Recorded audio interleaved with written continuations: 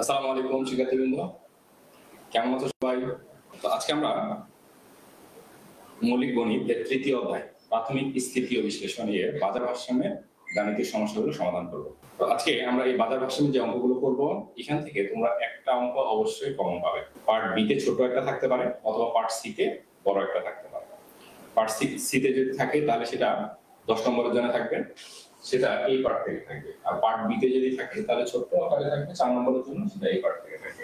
Tasnim Tisha Tasnim join করছে, তিনি সালাম দিয়েছে, ওয়ালাইকুম আসসালাম। তাসনিম সালাম দিয়েছে, ওয়ালাইকুম আসসালাম। সবাইকে একটু মেনশন করে দাও, দ্রুত জয়েন করো।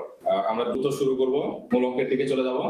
এবং আজকের ক্লাসটা তোমাদের জন্য ভীষণ ভীষণ ইম্পর্টেন্ট। এখান থেকে তোমরা একটা অঙ্ক পরীক্ষায় অবশ্যই প্রমাণ পাবা। আজকের ক্লাসটা অবশ্যই মনোযোগ সহকারে দেখবে, বোঝার চেষ্টা করবা। যদি কোনো প্রশ্ন থাকে অবশ্যই কমেন্টসের মাধ্যমে তাৎক্ষণিকভাবে প্রশ্ন করবা, যদি বুঝতে না পারো। আর আমি জিজ্ঞেস করলে অবশ্যই উত্তর দেওয়ার চেষ্টা করবো কমেন্টসের মাধ্যমে।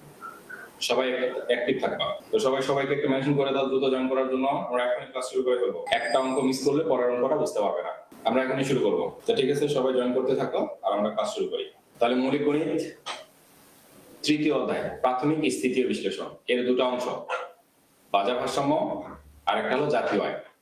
বাজার ভারসাম্য থেকে একটা অঙ্ক কমন থাকে পরীক্ষায়, জাতীয় আয় থেকে একটা অঙ্ক কমন থাকে। অর্থাৎ এখানে দুটো অংশ থেকে পরীক্ষায় তোমাদের দুটো অঙ্ক কমন থাকার সম্ভাবনা। একটা হলো বাজার ভারসাম্য সম্পর্কিত আর একটা হলো জাতীয় আয় সম্পর্কিত। দুটোই সাধারণত পার্ট সি তে থাকে, 10 নম্বর করে। এই জন্য এই চ্যাপ্টারটা তোমাদের ভীষণ ভীষণ ইম্পর্টেন্ট। তাহলে আজকে আমরা এই তৃতীয় অধ্যায়ে প্রাথমিক স্থিতি বিশ্লেষণের প্রথম যে অংশ বাজার ভারসাম্য, সেই বাজার ভারসাম্যের অংশটা থেকে কতগুলো গাণিতিক সমস্যা সমাধান করব, যেখান থেকে তোমরা অবশ্যই একটি অঙ্ক কমন পাবে। তো তাহলে শুরু করা যাক আজকের অংশটা। তো প্রথমে আমাদের কি বলছে যে ভারসাম্য দাম এবং পরিমাণ নির্ণয় করো। আমাদের এখানে কতগুলো অঙ্ক দেওয়া আছে, এর মধ্যে আমরা প্রথমটা দেখি কিউডি। কিউডি মানে হলো কোয়ান্টিটি অফ ডিমান্ড। কিউডি সমান সমান কি দেওয়া আছে 20 - 3p। তো এটা হলো একটা চাহিদার সমীকরণ।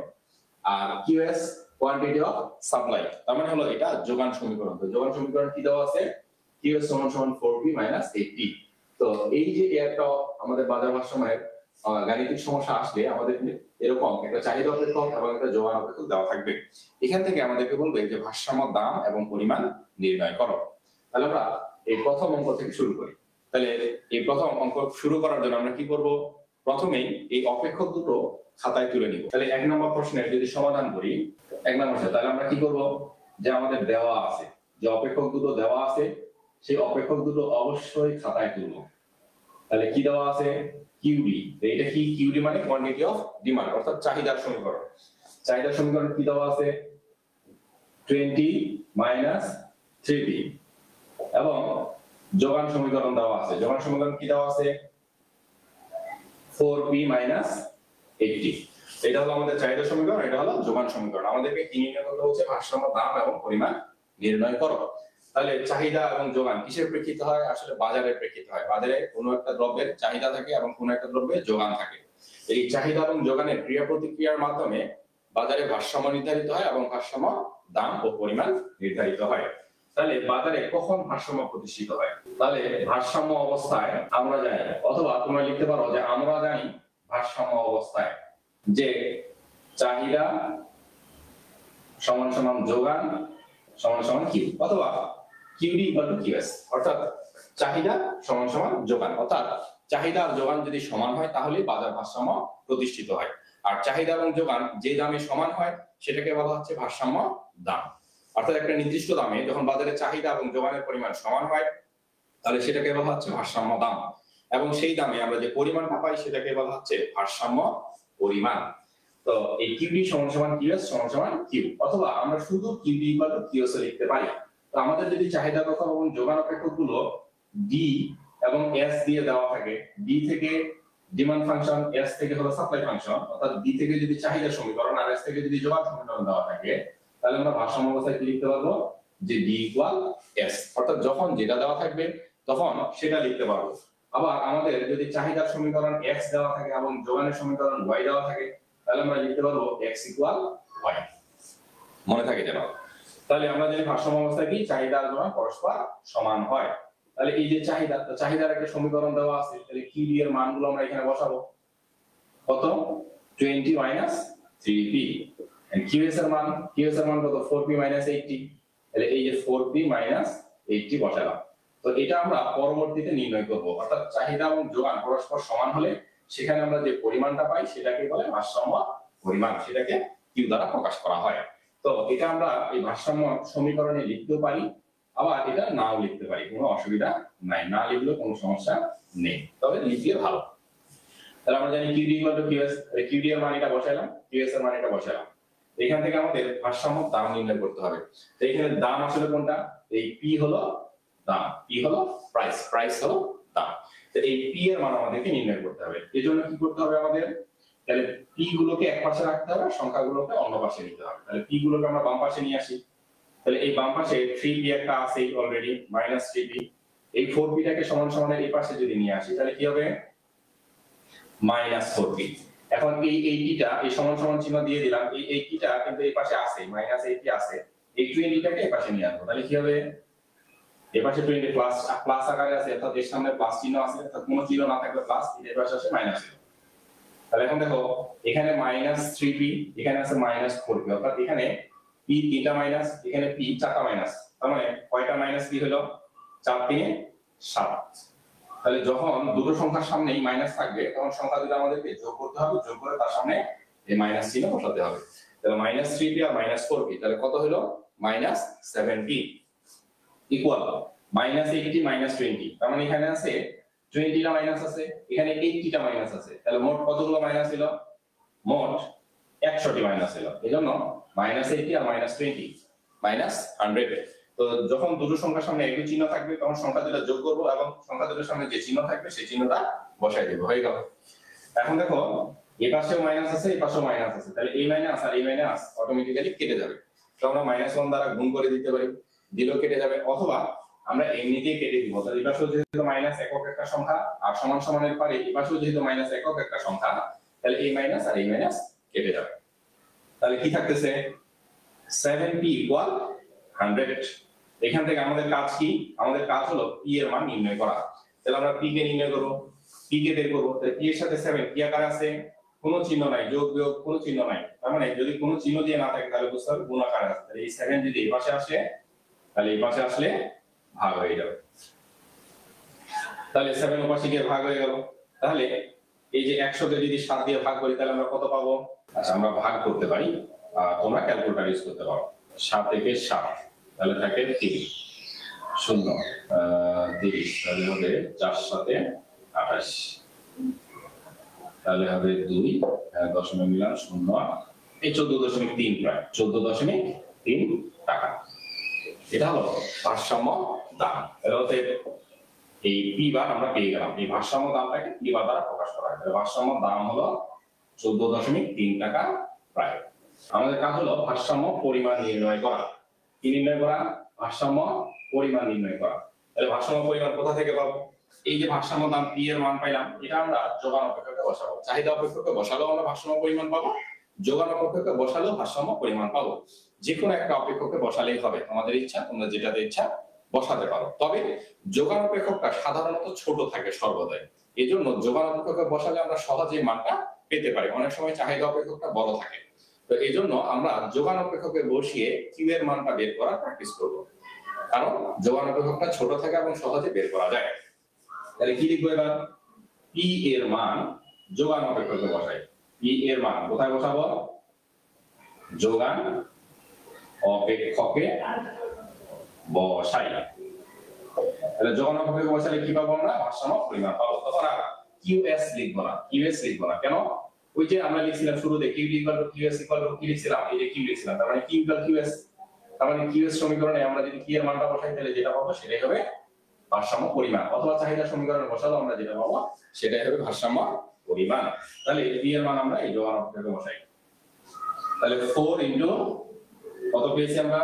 14.3 মাইনাস কত? 80। তাহলে 4 14 56, আর 4 3 12 2 হাতে 4 14 56 আর একে 57 57.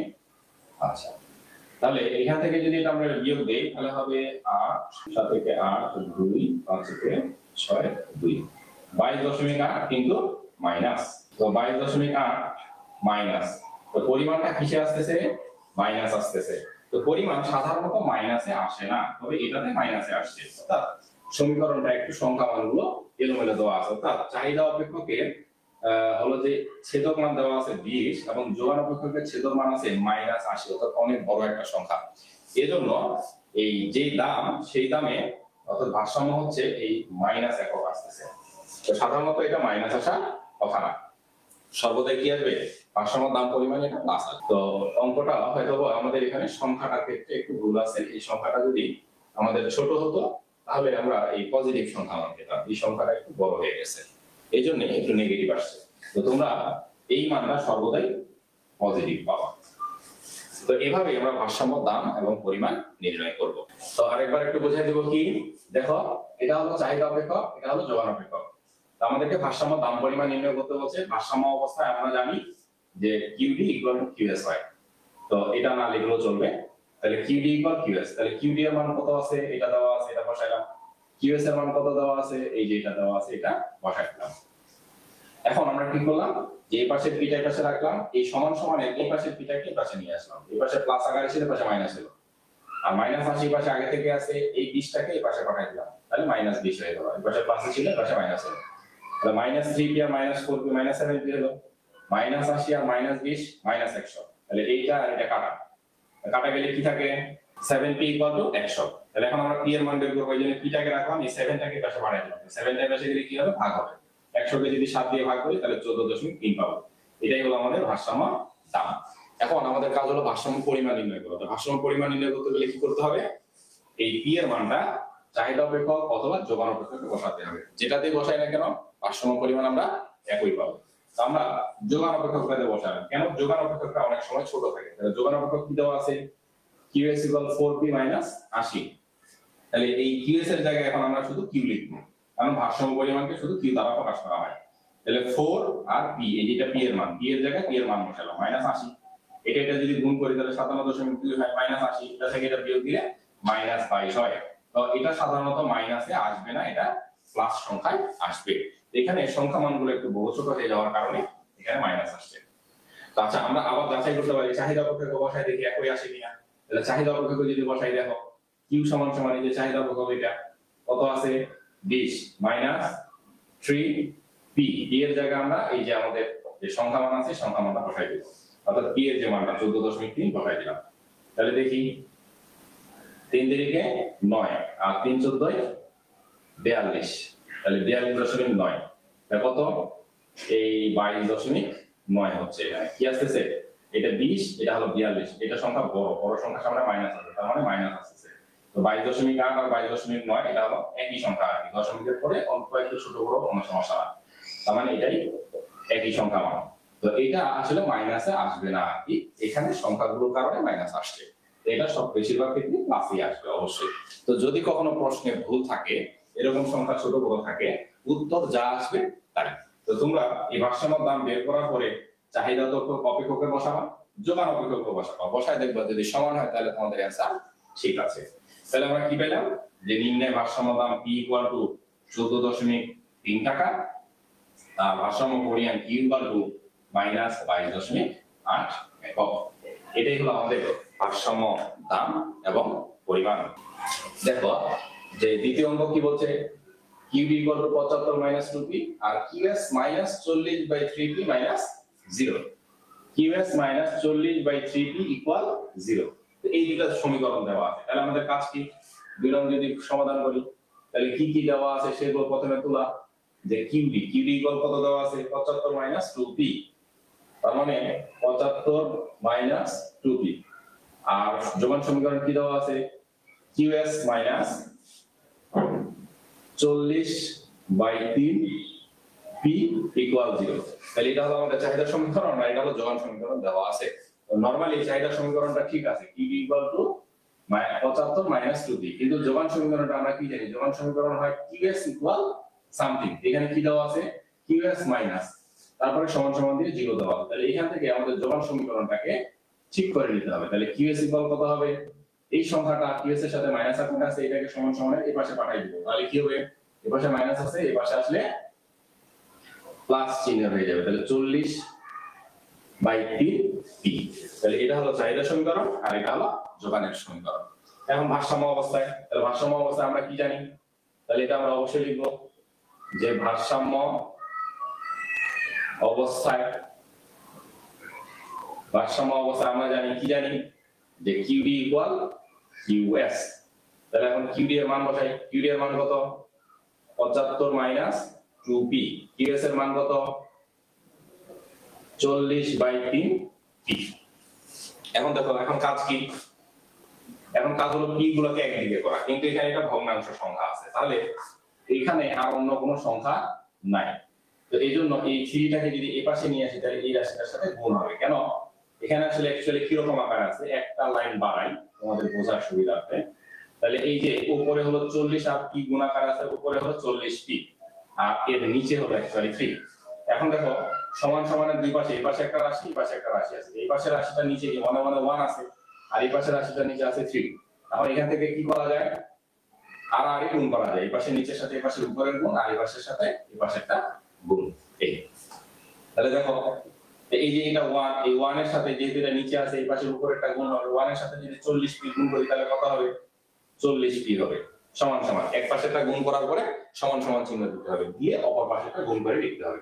এটার সাথে এটা গুণ করি, এই 3 এর সাথে যদি এটা গুণ করি 75 যদি প্রথমে গুণ করি তাহলে কত হবে 3 5 15, 3 7 21 আর একে 22, আর এটার সাথে যদি গুণ করি তাহলে 3 দুগুণে 6 মাইনাস 60। দেখো এই 3 একবার 75 এর সাথে, 3 একবার 2P এর সাথে গুণ হবে, হয়ে গেল। এখন আমাদের কাজ কি, P গুলাকে পাশে নিয়ে আসা, তাহলে কত 40P, এই 6Pটা যদি এ পাশে আসে কি হবে প্লাস হয়ে যাবে, সমান সমান 225। 40P আর 6P যদি যোগ করি তাহলে কত হবে 46P সমান সমান কত 225। আচ্ছা এখন P এর মান বের করব, তাহলে P টাকে রাখবো আর 46 কে পাশে পাঠাই দেব, তাহলে 225 এই 46 এই পাশে আসলে কি হবে ভাগ হয়ে যাবে, এই ভাগ করে দেব, অতএব ভারসাম্য দাম বের হয়ে গেল। এখন 225 কে তোমরা যদি 46 দিয়ে ভাগ করো তাহলে যেটা পাবে সেটাই হবে ভারসাম্য দাম। কত আছে 4.89 টাকা, এই হলো 4.89 টাকা। আচ্ছা তাহলে এখন আমরা ভারসাম্য দাম পেয়ে গেলাম, এখন ভারসাম্য পরিমাণ বের করতে হবে, এর জন্য কি করতে হবে, আমরা P এর মানটা যোগান অপেক্ষকে বসাতে হবে। এখন দেখো কেন যোগান অপেক্ষকে বসাবো, কারণ P এর মানটা যদি যোগান অপেক্ষকে বসাই, যোগান অপেক্ষকটা কিন্তু ছোট, তাহলে সহজে মানটা পাবো, চাহিদা অপেক্ষকটা একটু বড়, এখান থেকে সহজে পাওয়ার সম্ভাবনা। তাহলে কি লিখবো, P এর মান কোথায় বসাবো, P এর মান যোগান অপেক্ষকে বসাই, তাহলে যোগান অপেক্ষকে বসালে আমরা কি পাবো, ভারসাম্য পরিমাণ কত 40/3 ইনটু P এর জায়গায় কত বসাবো 4.89, কারণ 40 এর সাথে এটা গুণ হবে আর 3 দিয়ে ভাগ হবে। ভাগ করে বলো তো, দ্রুত বলো তো কত আসে, অ্যানসার কত আসে, দ্রুত জানাও কত আসবে 65.2 একক। তাহলে আমরা ভারসাম্য দাম কত পাইলাম, এই ভারসাম্য দাম পেলাম 4.89 টাকা, আর ভারসাম্য পরিমাণ কত পেলাম 65.2 ইউনিট। এটাই হলো আমাদের ভারসাম্য দাম এবং পরিমাণ। বোঝা গেছে? আমাদের 3 নম্বর অঙ্ক কি আমরা একটু দেখে নিই। কি দেওয়া আছে, যে 3p + 2x = 27, 6p - 2x = 9। এখন প্রথমত অঙ্কটাকে তুলি, কি 3p + 2x = 27, আর এটা কি দেওয়া আছে 6p - 2x = 9। এখন এটা চাহিদা সমীকরণ, এটা যোগান সমীকরণ, তো কোনটা কোন ধরনের সমীকরণ আমরা কিন্তু বুঝতে পারতেছি না যে কোনটা চাহিদা আর কোনটা যোগান সমীকরণ। আচ্ছা একটা বোঝার উপায় হলো যে P যেহেতু দাম, তাহলে এই অংশটা হবে চাহিদার অংশ, অর্থাৎ x এখানে চাহিদার পরিমাণ, আর P যেহেতু দাম তাহলে এখানকার x টা হবে যোগানের পরিমাণ, তার মানে একটা চাহিদা অপেক্ষক আর একটা যোগান অপেক্ষক। এইজন্য আমরা কি করব, এখান থেকে x এর মানটা বের করব আর এখান থেকেও x এর মানটা বের করব। তাহলে প্রথমত এটা থেকে করি, তাহলে কি দেওয়া আছে, এটা 3p প্লাস 2x ইকুয়াল 27। তাহলে আমরা 2x কে রেখে দিলাম, দিয়ে 27 মাইনাস 3p, বা x ইকুয়াল কত হবে? x ইকুয়াল হবে 27 মাইনাস 3p ডিভাইডেড বাই 2। এই দুটার পাশে ভাগ হয়ে গেল। আচ্ছা এখন দেখো, এখন কিন্তু এটা যে চাহিদার সমীকরণ এটা নিশ্চিত। কেন? এই যে p এর সামনে মাইনাস আছে, কারণ আমরা জানি চাহিদার দামের সাথে চাহিদার সম্পর্ক কি বিপরীত। তো চাহিদার একটা ঢাল কি হয়? নেগেটিভ হয়। তাহলে এই যে p এর সামনে মাইনাস চিহ্ন, তাহলে p এর সামনে যদি মাইনাস চিহ্ন থাকে তাহলে সেটা অবশ্যই চাহিদার সমীকরণ। তাহলে এটাই হলো চাহিদার সমীকরণ। আচ্ছা এবার এটা থেকে যদি নির্ণয় করি, তাহলে এটা থেকে নির্ণয় করলে আমরা কি পাবো? দেখো 6p মাইনাস 2x ইকুয়াল কত? 9। তো 2x টাকে ওই পাশে পাঠাই, 6p মাইনাস 9, এই 9 টাকে এই পাশে নিয়ে আসলাম, 2x টাকে এই পাশে পাঠাই দিলাম। তাহলে অতএব এখান থেকে কি লিখতে পারি? এটা সমান সমান 2x, তার মানে 2x ইকুয়াল টু এটা 6p মাইনাস 9। এখন দেখো এটা কিন্তু যোগান সমীকরণ। কেন? এই যে p এর সামনে যে সংখ্যা আছে সেই সংখ্যাটা হলো পজিটিভ। অর্থাৎ আমরা জানি যোগান অপেক্ষকের ঢাল কি? পজিটিভ। দামের সাথে যোগানের সম্পর্ক কি? ধনাত্মক। তাহলে p এর সামনে কি চিহ্ন আছে? এই যে প্লাস চিহ্ন, তো প্লাস 6 সংখ্যা আছে, এইজন্য এটা অবশ্যই যোগান সমীকরণ। এখান থেকে আমরা কি করব? এই x এর মান বের করব। তাহলে কি হবে এখানে? 6p 9 divided by 2। তার মানে এটা কি? xd, আর এটা হলো xs। অর্থাৎ এটা হলো চাহিদার সমীকরণ, এটা হলো যোগানের সমীকরণ। তাহলে এখন ভারসাম্য অবস্থায় আমরা কি জানি? ভারসাম্য অবস্থায় তাহলে আমরা কি লিখব? xd ইকুয়াল টু কি? xs, অর্থাৎ চাহিদা সমান সমান কি? যোগান। তাহলে এখন আমরা মানগুলো বসাই। চাহিদার মান কি? এটা 27 মাইনাস কি? 3p ডিভাইডেড বাই কি? 2 equal 6p minus 9 divided by 2। এখন দেখো সমান সমানের দুই পাশে যদি ভগ্নাংশ সংখ্যা থাকে আর নিচে যদি একক একক সংখ্যা থাকে তাহলে এগুলোকে কেটে দেওয়া যায়। তার মানে এই 2 আর এই 2 কেটে যাবে। তাহলে এটা কি মনে রাখতে হবে? এরকম সমান সমানের দুই পাশে ভগ্নাংশ থাকে আর নিচে যদি একক সংখ্যা থাকে, অর্থাৎ যোগ বিয়োগ আকারে যদি কোনো কিছু না থাকে, তাহলে ওই সংখ্যাগুলোকে কাটাকাটি করা যায়। তাহলে অ্যাকচুয়ালি কি থাকবে? 27 মাইনাস 3p আর 6p মাইনাস 9। ঠিক আগের মতোই আমাদের কাজ হচ্ছে p এর মান বের করা। তাহলে এই পাশে 3p আছে, এই পাশে 6p টাকে এই পাশে নিয়ে আসলাম, তাহলে কি হবে? মাইনাস সমান সমান দিলাম, এই পাশে মাইনাস 9 আগে থেকেই আছে, এই 27 টাকে এই পাশে নিয়ে আসলাম, তাহলে কি হবে? মাইনাস। কেন? 27 এর সামনে এই পাশে কোনো চিহ্ন নেই, কারণ প্লাস আছে, এই পাশে গেলে minus. Minus 3p minus 6p, তার মানে কি হবে? Minus 9p। মাইনাস 9 আর মাইনাস 27, তার মানে কি হবে? মাইনাস 36। আগের মতো এই মাইনাস আর এই মাইনাস কেটে যাবে, তাহলে আমরা p এর মান বের করব। তাহলে p সমান সমান কি হবে? 36, আর এই 9 এই পাশে আসলে ভাগ হয়ে যাবে। অতএব ভারসাম্য দাম p সমান সমান কত? 4 টাকা। তো ভারসাম্য দাম পেয়ে গেলাম। এখন ভারসাম্য পরিমাণ বের করতে হবে। তাহলে যে কোনো একটা অপেক্ষকে বসালে আমরা পাবো, চাহিদা অপেক্ষকে বসালে পাবো, যোগান অপেক্ষকে বসালেও পাবো। তাহলে কি করব আমরা? p এর মান কোথায় বসাবো? p এর মান যোগান অপেক্ষকে বসাই। তোমরা কিন্তু চাহিদা অপেক্ষকে বসালেও পাবে, কোনো অসুবিধা নেই, যে কোনোটাতে বসাও। তাহলে যোগান অপেক্ষকে বসালে এখানে যেহেতু x দিয়ে দেওয়া আছে, তাহলে x টাই হবে পরিমাণ, ভারসাম্য পরিমাণ কি লিখবো? x। তাহলে 6p, তাহলে p এর জায়গায় কত বসাবো? p এর মান 4, তারপর কি আছে? মাইনাস 9 ভাগ 2। তাহলে 4 আর 6 গুণ করলে কত হবে? 24 মাইনাস 9। 24 থেকে যদি 9 বাদ দিই তাহলে কত থাকে? 15, 2 5 7.5 ইউনিট। অতএব ভারসাম্য দাম হলো 4 টাকা আর ভারসাম্য পরিমাণ হলো 7.5 একক। এটাই হলো আমাদের উত্তর। বোঝা গেছে? তাহলে এই যে অঙ্কগুলো পড়তেছি তার কারণ হলো এগুলো এক্সেপশনাল, অর্থাৎ সব সময় QB ইকুয়াল QS বা QD ইকুয়াল দিয়ে চাহিদা সমীকরণ থাকবে, QS ইকুয়াল দিয়ে যোগান সমীকরণ থাকবে, এরকমটা সব সময় থাকবে না। তোমার পরীক্ষা যখন আসবে একটু টাইপটাকে চেঞ্জ করে দিবে।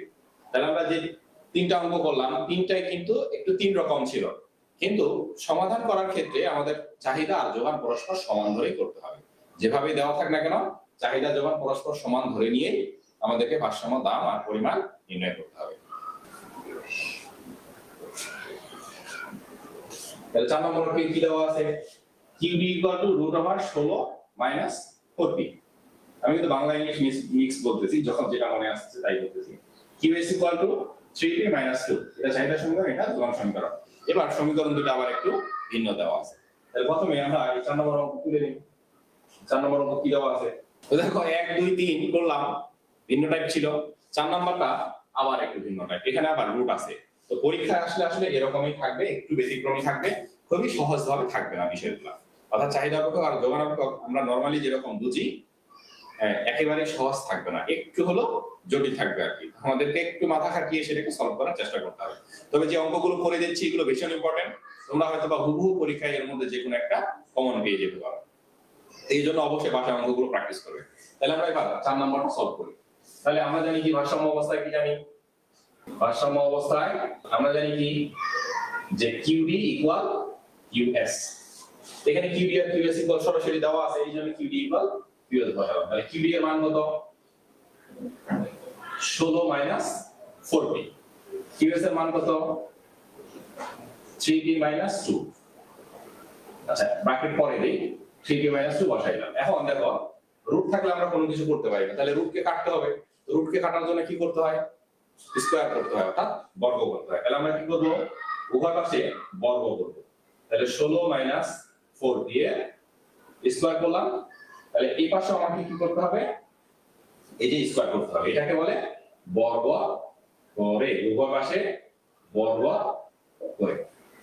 তাহলে বর্গ যদি করে দেখো স্কয়ার আর রুট কেটে যায়, তাহলে কি থাকে পাশে 16 মাইনাস 4p, আর এই পাশে এটা হোল স্কয়ার আছে।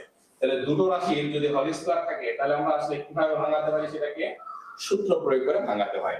এটা কি আকারে আছে, a মাইনাস b এর হোল স্কয়ার আকারে আছে। তাহলে আমরা এখানে কি করব, a মাইনাস b হোল স্কয়ারের সূত্র প্রয়োগ করব। a মাইনাস b হোল স্কয়ারের সূত্র কি, a মাইনাস b এর হোল স্কয়ার। এর সূত্র হলো a square minus 2ab plus b square.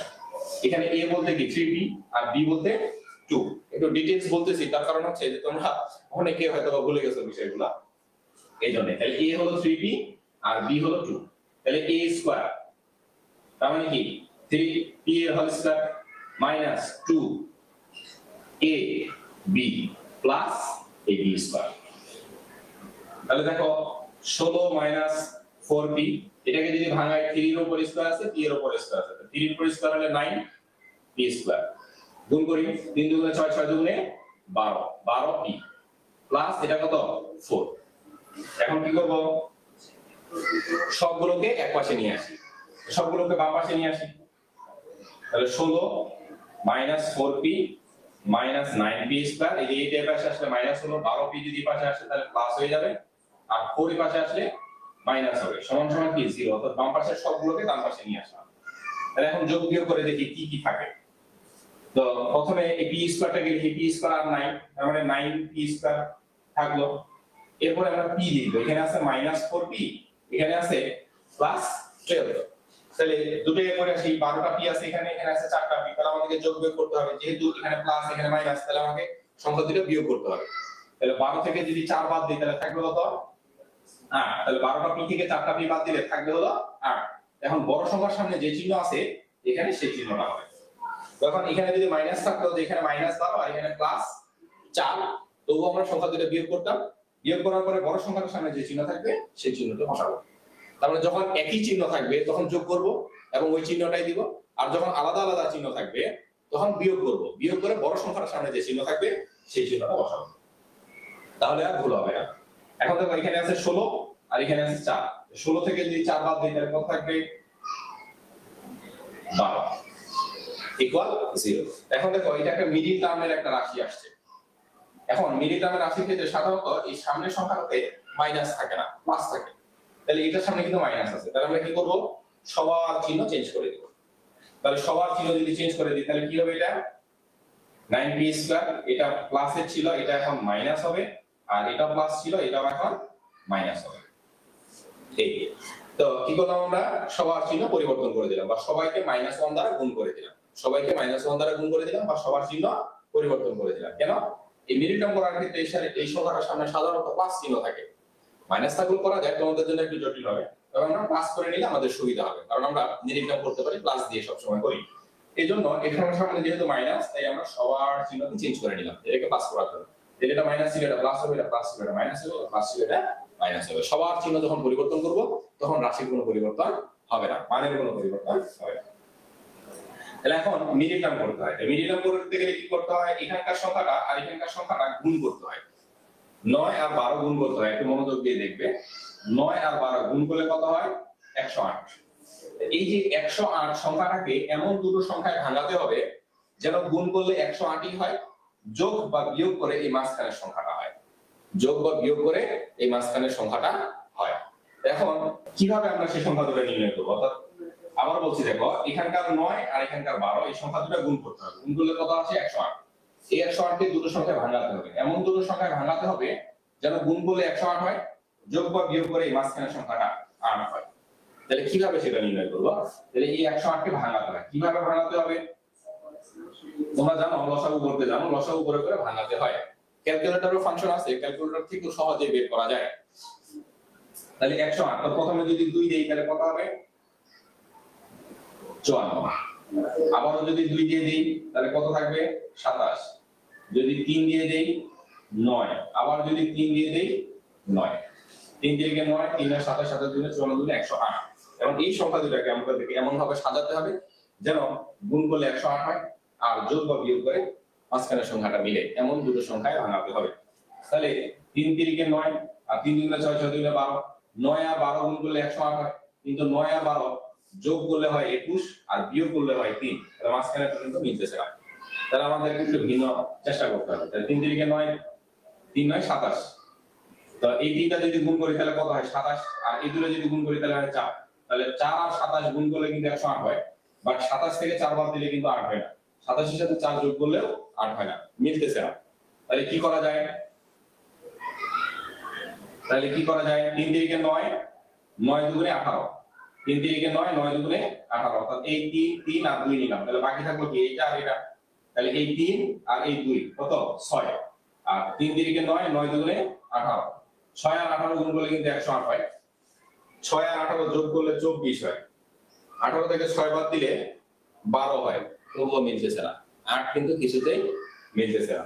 তা আর কোনো উপায় সাধারণত নাই এখানে। যতটুকু উপায় ছিল সেই উপায়টুকু শেষ করে দিয়েছি, তার মানে এটা মিডিল টার্ম হবে না।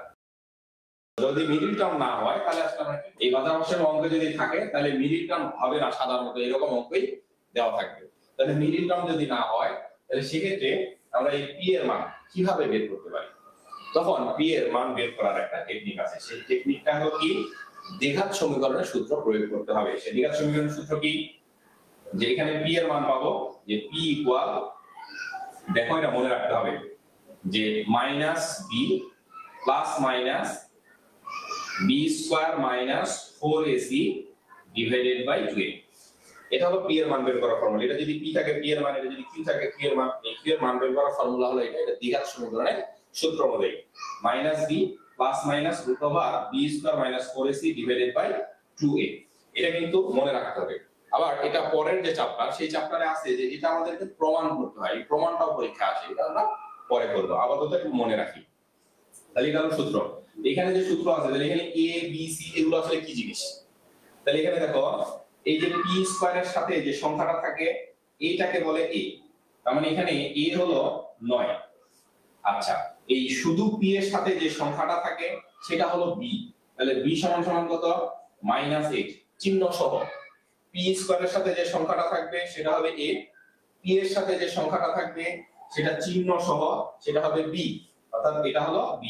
আর সর্বশেষ যে সংখ্যাটা থাকবে এককভাবে সেটা হলো c। তার মানে c সমান সমান কত? -12।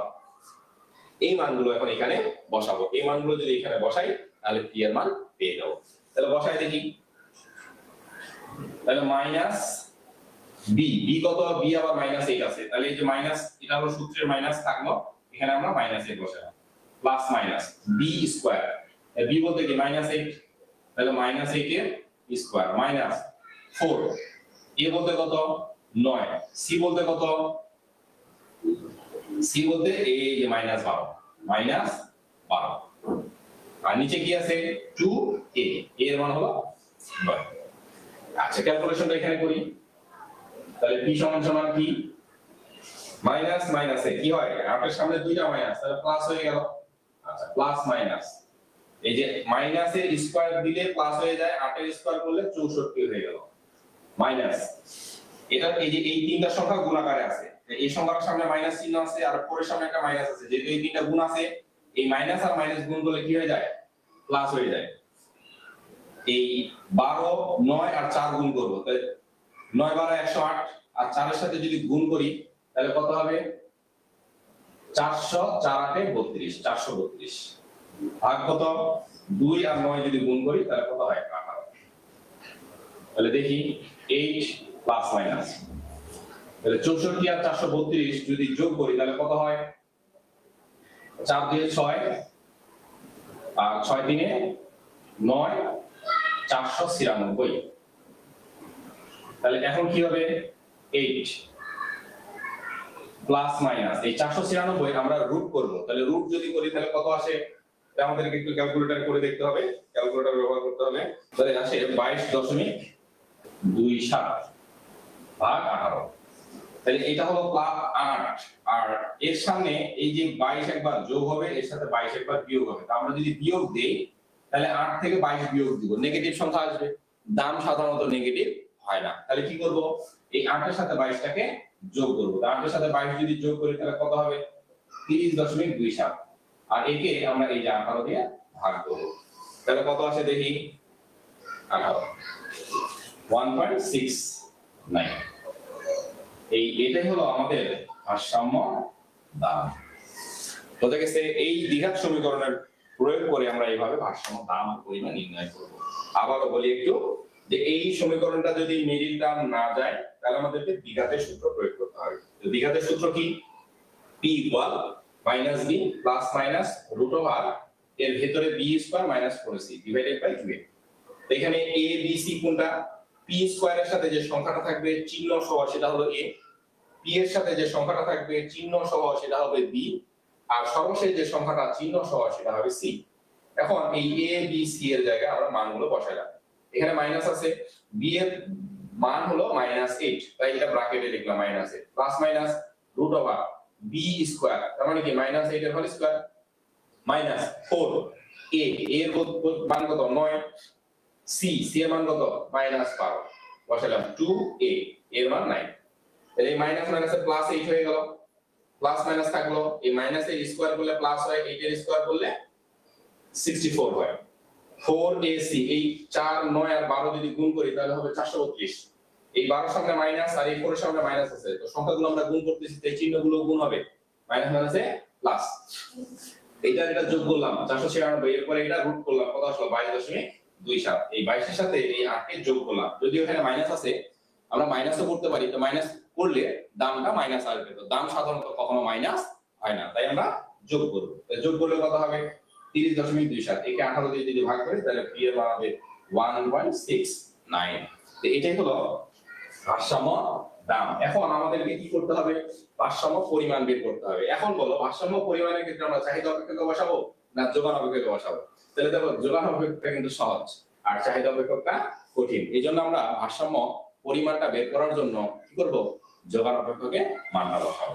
তাহলে যোগান অপেক্ষকে যদি মান বসাই তাহলে কি পাবো, দেখো q সমান সমান কি 3p, এর মান কত পাইছি 1.69, তাহলে 1.69 মাইনাস কত 2, এইটা গুণ করি, 3 9 27 এর 7, হাতে 2 3 18 দিয়ে 20 এর 0, হাতে 2 3 এ 3 আর 2 এ 5, এইটা গুণ করলে কত হয় 5.07, আর মাইনাস কি 2 আছে, 5.07 থেকে যদি 2 মাইনাস দেই তাহলে হবে 3.07। তাহলে এটাই হলো ভারসাম্য পরিমাণ 3.07 একক। তাহলে ভারসাম্য দাম কত পাইলাম আমরা 1.69, ভারসাম্য পরিমাণ পাইলাম 3.07 ইউনিট। এটাই হলো ভারসাম্য দাম আর পরিমাণ। কোন প্রশ্ন আছে? তাহলে এটা মুছে দিলাম। আচ্ছা, এখন আমরা 5 নম্বর দেখি, 5 নম্বর কি বলছে। 5 নম্বর কি আছে, 35 minus q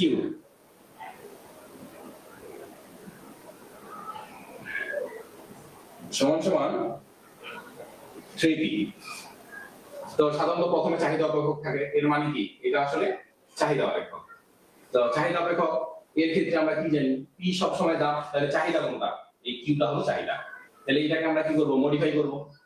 তাহলে এটাকে কিভাবে মডিফাই করব, কিউকে রেখে দিব, এই মাইনাস কিউকে রেখে দিলাম, সমান সমান কি হবে, এই 3p আর এই 35 কে পাশে নিয়ে আসবো, তাহলে কি হবে, মাইনাস হবে। এখন দেখো এটা যদি চাহিদার পরিমাণ হয়, তো চাহিদার পরিমাণের সামনে সাধারণত কখনো নেগেটিভ চিহ্ন থাকে না, তাহলে আমরা কি করব, সবার চিহ্নগুলো পরিবর্তন করে দেব। তাহলে কি হবে, কিউ সমান সমান কি হবে, এটা এখন -3p হয়ে যাবে আর এটা +35 হবে। এখন দেখো এই যে এটা কিন্তু চাহিদার সমীকরণ হয়ে গেছে।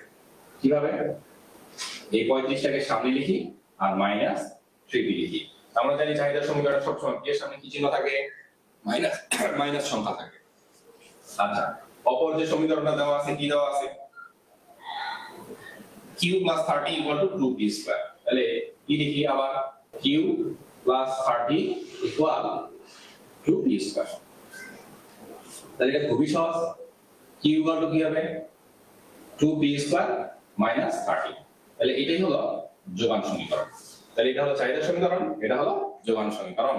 তাহলে ভারসাম্য অবস্থায় আমরা জানি আগের মতো ভারসাম্য দাম আর পরিমাণ নির্ণয় করব। ভারসাম্য অবস্থায় কি জানি আমরা, তাহলে যে QD = QS। তাহলে QD কত, 35 - 3p, আর QS কত, 2p² - 30। এটা হলো QD এর মান, এটা হলো QS এর মান, বসাই দিলাম। আবার আগের মতো সবগুলোকে একপাশে নিয়ে আসবো, 35 - 3p - 2p² + 30 = কি, 0। তাহলে p² টাকে প্রথমে লিখবো -2p²। আচ্ছা, তারপরে কি আছে, -3p আছে, 30 আর 35 যোগ আকারে আছে, তাহলে কত হবে, +65 = কি, 0। ঠিক আগের অঙ্কের মতো মিনিটার একটা রাশি আসছে, কিন্তু এটার সামনে মাইনাস চিহ্ন আছে, তাহলে আমরা কি করব, সবার চিহ্ন পরিবর্তন করে দেব, 2p² + 3p - 65। এখন আবার এটাকে মিনিট টার্ম করব। এখন কথা হচ্ছে যে মিনিট টার্ম যাবে নাকি যাবে না, 65 আর 2 এটা আর এটাকে গুণ করতে হয়। তাহলে গুণ করে দেখি, 65 আর 2 যদি গুণ করি তাহলে কত হয়, 130।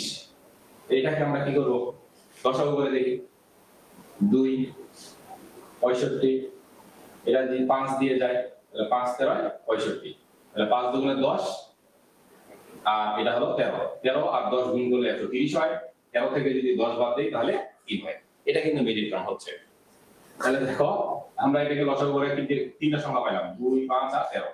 এই 13 কে রেখে দিলাম, এই দুটো গুণ করলাম, তাহলে এই দুটো গুণ করলে কত হয়, 10 আর 13 গুণ করলে কিন্তু 130ই হয়। আর 13 থেকে যদি 10 বাদ দেই তাহলে এই যে 3 হয়। এটা মিডিল টার্মে মিলতেছে। তাহলে এটা মিডিল টার্ম করে ফেলি। তাহলে 2p² কি কি সংখ্যা পেলাম, একটা 13 আর একটা 10। তাহলে এখানে যেহেতু প্লাস চিহ্ন আছে, তাহলে বড় সংখ্যার সামনে আমরা প্লাস চিহ্ন দেব, তাহলে 13p, আর ছোট সংখ্যার সামনে মাইনাস দেব। তাহলে 13 থেকে 10 বিয়োগ করলে 3 হয়, -65 = কি, 0। তাহলে এবার কি করব, এই দুটো থেকে কমন নিতে হয়। কি কমন যাবে, শুধু p কমন যাবে। তাহলে এখানে কি থাকবে, 2 থাকবে, আর p² থেকে একটা p কমন গেলে আরেকটা p থাকবে।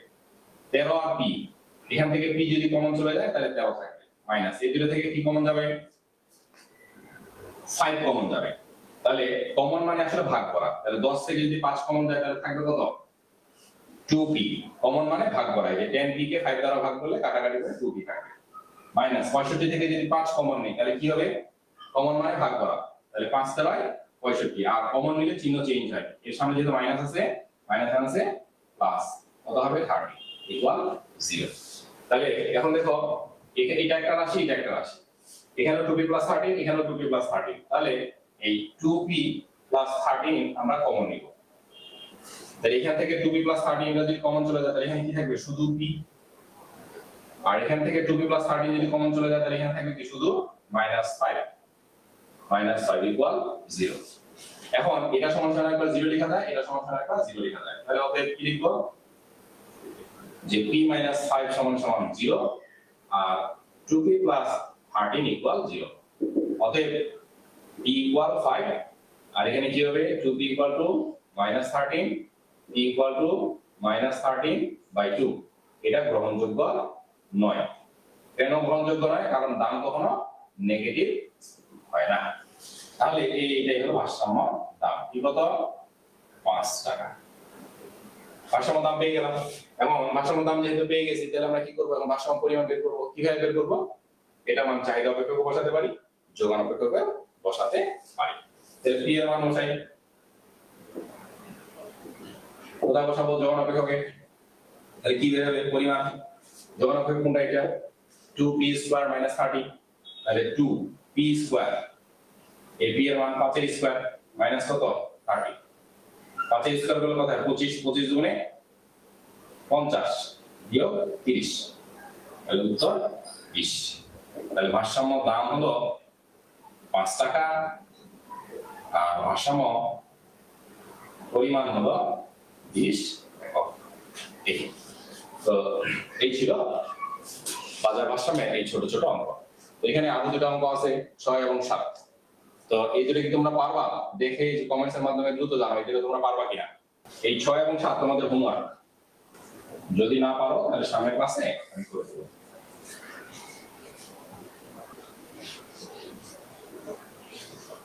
এবার আমরা এই দ্বিতীয় অংশে যাব। এখানকার একটা অঙ্ক করে আজকে শেষ করব। তো এখানকার এই যে দুটো অঙ্ক আছে, এই দুটো অঙ্ক থেকে তোমরা একটা অঙ্ক পরীক্ষায় মাস্ট বি কমন পাওয়া। কমন পাওয়ার সম্ভাবনাই 100% প্রায়।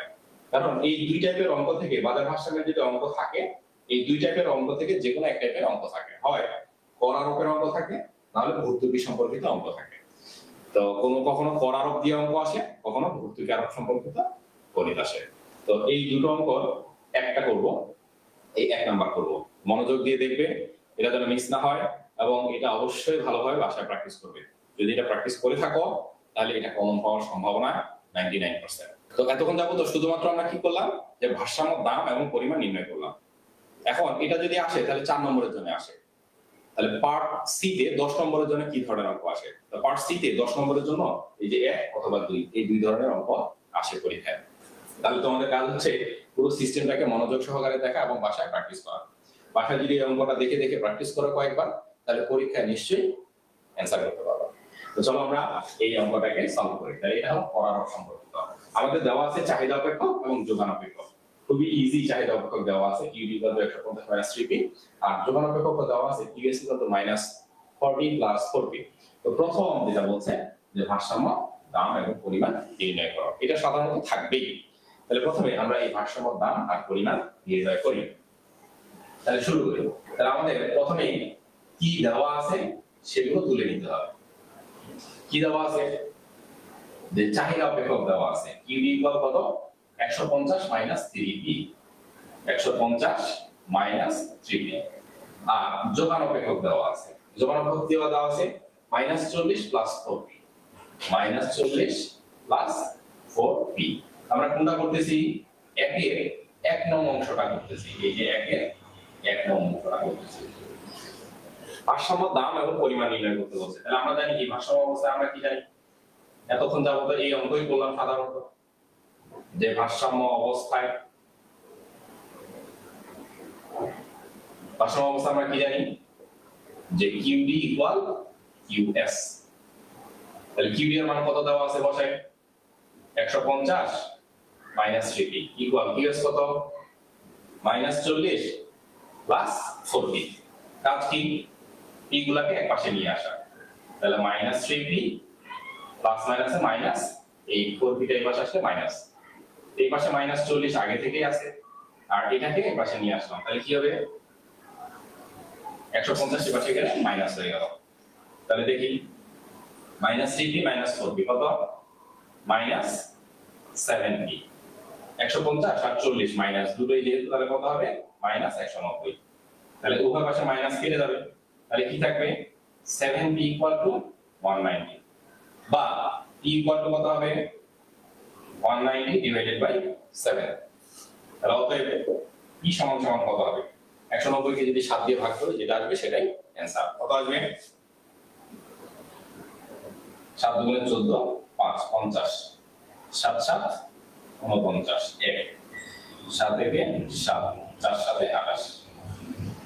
7.14 টাকা। এটা হলো ভারসাম্য দাম। এখন আমাদের কাজ কি? ভারসাম্য পরিমাণ বের করা। কিভাবে বের করব?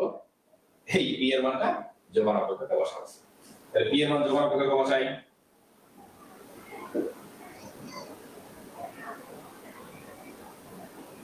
আমি আর লিখলাম না। তাহলে আমরা কি পাবো? ভারসাম্য পরিমাণ। যোগান অপেক্ষক কি? -40 + 4p। তাহলে -40 + 4 এর জায়গায় কত বসাবো? 27.14। তাহলে -40 এটা গুণ করি, কত হবে?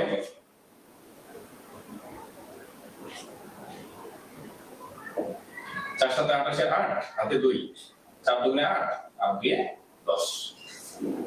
তাহলে 108.56 থেকে যদি 40 বাদ দিই তাহলে কত থাকে? 68.56।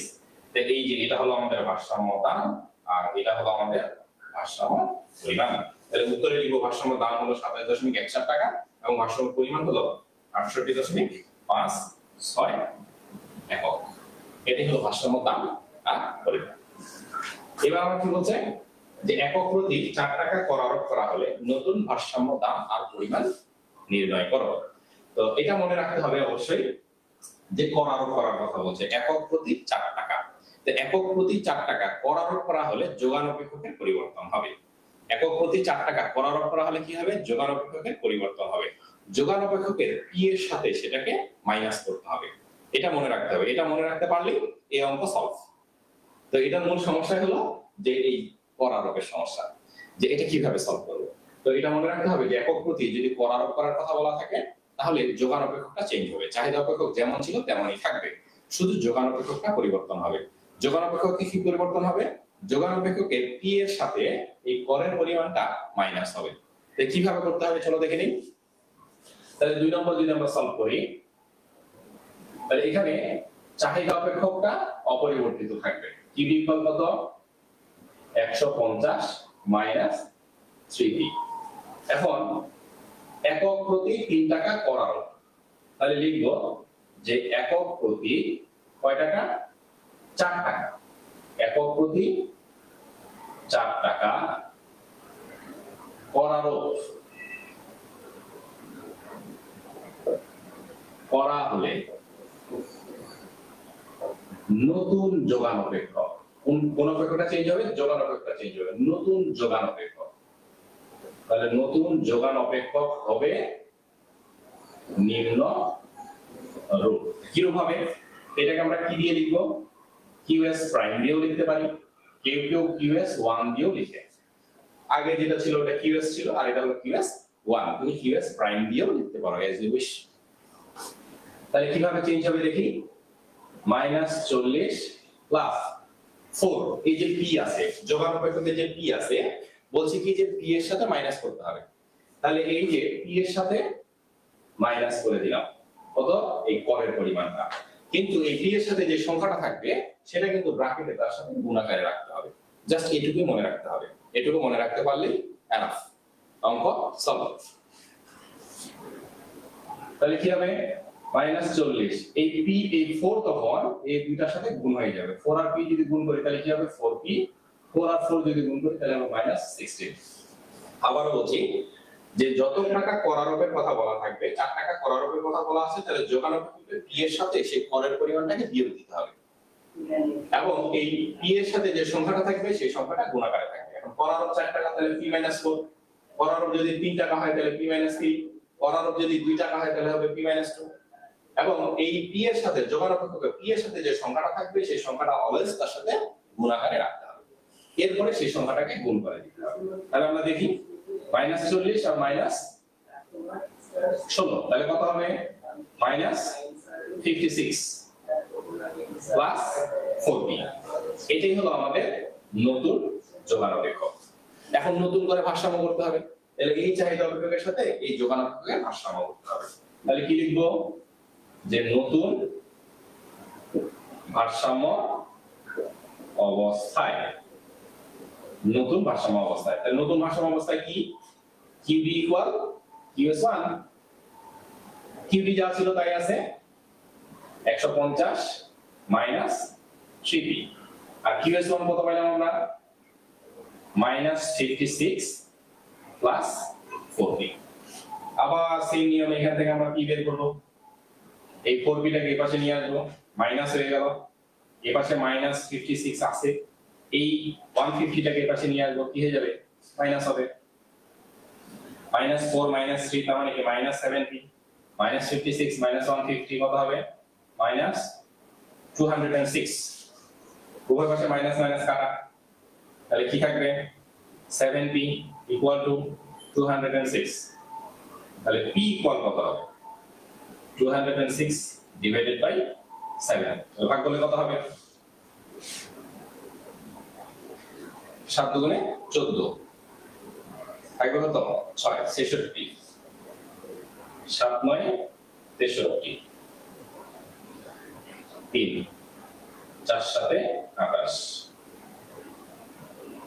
2 এই 29.43 টাকা প্রায়। তাহলে অতএব ভারসাম্য দাম আমরা কি পেলাম, 29.43 টাকা প্রায়। এটা হলো ভারসাম্য দাম। তো কি হবে, এখন ভারসাম্য দাম পেয়ে গেলাম, এখন ভারসাম্য পরিমাণ বের করতে হবে। কিভাবে বের করবো, এই p এর মান যোগানপেক্ষকে বসাবো। কোন যোগানপেক্ষকে, অবশ্যই নতুন যোগানপেক্ষকে, পুরাতন যোগানপেক্ষকে বসানো যাবে না। তাহলে p এর মান কি বসাবো, p এর মান এখন আমরা নতুন যোগানপেক্ষকে বসাবো। কোন যোগানপেক্ষকে, নতুন যোগান অপেক্ষকে বসাই। তাহলে আমরা নতুন ভারসাম্য পরিমাণ পাবো। এটাকে q1 লিখি, এখানে বসাই, -56 প্লাস 4, p এর মান 29.43 বসাই দিলাম।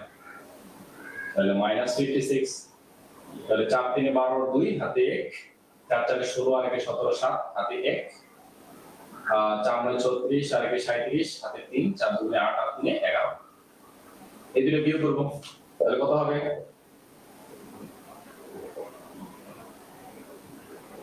61.72 একক। আগে ভারসাম্য পরিমাণ কত ছিল, 68.56, আর এখন পরিমাণ কত, 61.72। আগে ভারসাম্য দাম কত ছিল, 27.14 টাকা, আর এখন ভারসাম্য দাম কত, 29.43 টাকা। তাহলে করারোপের ফলে কি দেখা যায়, করারোপের ফলে দাম 27 টাকা থেকে বেড়ে 29 টাকা হয়েছে। আর দাম যখন বেড়ে যায় তখন চাহিদার পরিমাণ কি হয়, হ্রাস পায়। এই যে আগে চাহিদা ছিল 68.56 আর এখন চাহিদার পরিমাণ হলো 61.72।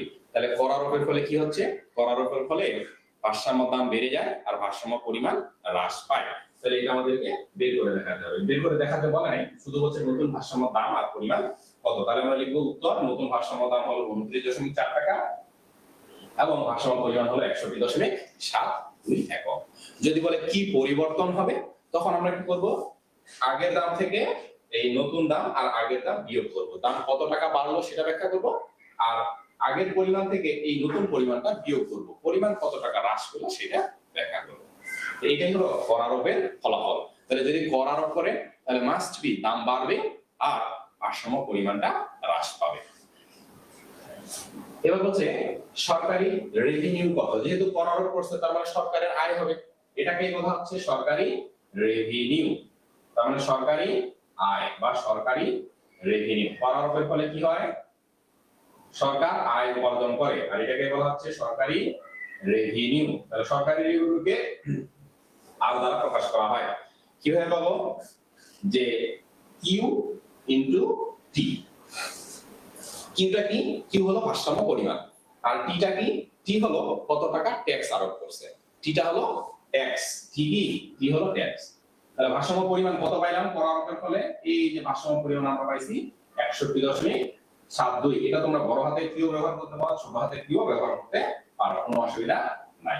তাহলে 61.72 এটা হলো ভারসাম্য পরিমাণ, আর টি হলো ট্যাক্স মানে কর। কত টাকা কর আরোপ করছে, 4 টাকা, একক প্রতি 4 টাকা কর আরোপ করছে। তাহলে এই 4 গুণ দিয়ে দিব। এর মানে হচ্ছে একটা দ্রব্যের জন্য সরকার 4 টাকা করে ট্যাক্স দিছে। তুমি যদি একটা দ্রব্য বিক্রয় করো তাহলে সরকারকে 4 টাকা ট্যাক্স দিতে হবে। তাহলে তুমি কতটা, এই যে 29.43 টাকা দামে কয়টা দ্রব্য বিক্রয় করছো, 61টা। তাহলে সরকারকে কত টাকা ট্যাক্স দিলা, তাহলে এই পরিমাণকে ট্যাক্সের পরিমাণ দ্বারা গুণ করব জাস্ট। গুণ করলে পেয়ে যাবো। তাহলে গুণ করি, 4 দুগুণে 8, 4 সাথে 28 8 হাতে 2, 4 একে 4 2 6 আর 4 6 24। এটা হলো সরকারি রেভিনিউ বা সরকারি আয় 246.888 টাকা। এটা হলো সরকারি রেভিনিউ এর পরিমাণ। বোঝা গেছে? আচ্ছা, এবার সর্বশেষ 4 নম্বর বলছে করের কতটুকু ক্রেতা আর কতটুকু বিক্রেতা বহন করে। কর আরোপ করলো 4 টাকা। তো বিক্রেতার উপর যখন কর আরোপ করা হয়, বিক্রেতা সেই করটা ক্রেতাদের কাছ থেকে তুলে নিয়ে আসার চেষ্টা করে। যত টাকা কর আরোপ করা হয় সবটাই ক্রেতাদের কাছ থেকে তুলে নিয়ে আসে না, কিছু সে নিজেও বহন করে। কারণ যখন তার উপরে ট্যাক্স আরোপ করা হয় তখন সে দ্রব্যটার দাম বাড়িয়ে দেয়। তো যত টাকা কর আরোপ করা হয় সম্পূর্ণটাই দাম বাড়িয়ে দিতে পারে না, কিছু দাম বাড়ায়, কিছু সে নিজের পকেট থেকে দেয়।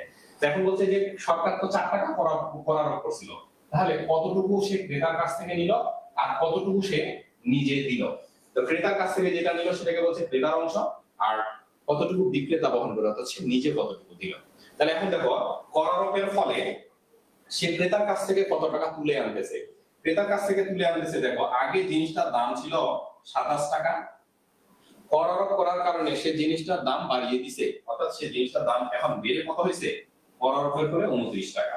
তাহলে এই যে 27 টাকা থেকে বেড়ে 29 টাকা হয়েছে, তাহলে কত টাকা দাম বাড়ছে, 2 টাকা সামথিং। তাহলে করের এই 2 টাকা সে ক্রেতার কাছ থেকে তুলে নিয়ে আসতেছে। কর আরোপ করছে মোট 4 টাকা, তাহলে 2 টাকা যদি ক্রেতার কাছ থেকে তুলে নিয়ে আসে, বাকি 2 টাকা সে নিজের থেকে পরিশোধ করে। তাহলে এটা আমরা কিভাবে নির্ণয় করব, পুরাতন দাম থেকে নতুন যে দাম এই দুটা বিয়োগ করব, আর এই দুটা বিয়োগ করলে ক্রেতা কতটুকু দিচ্ছে সেটা পেয়ে যাব। তার মানে কর আরোপ করলেই দাম বেড়ে যায়, তাহলে দাম যতটুকু বেশি দিল ক্রেতা পূর্বের চেয়ে সেটাই হলো ক্রেতার অংশ, দাম যতটুকু বেশি দিল সেটাই হলো ক্রেতার অংশ। তাহলে কত, 4 নম্বর, করের যে পরিমাণ ক্রেতা বহন করে সেটা কিভাবে বের করব, যে নতুন দাম মাইনাস পুরাতন বা পূর্বের দাম। নতুন দাম কত, 29.43, আর পুরাতন দাম কত, 27.14। এই দুটো বিয়োগ করি,